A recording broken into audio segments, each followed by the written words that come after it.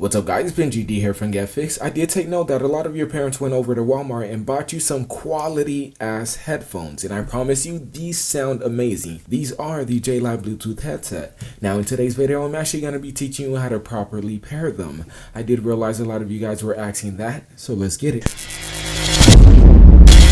The first thing you want to do is hold the power button for about 5 seconds, roughly 1, 2, 3, 4, 5, and it should light up blue, and then it should light up blue and red now. Pull out your device, go over to the settings of your device and find where it says Bluetooth.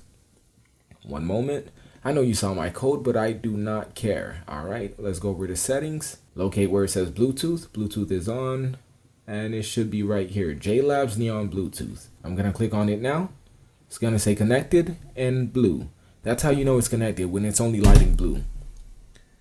And there you have it. That pretty much wraps it up for this video, guys. If you want to see more videos like this in the future, subscribe or give it a thumbs up. Anyways, guys, it's been GD here from 𝐏𝐫𝐶. I really do appreciate you being here, and I'm out. Peace.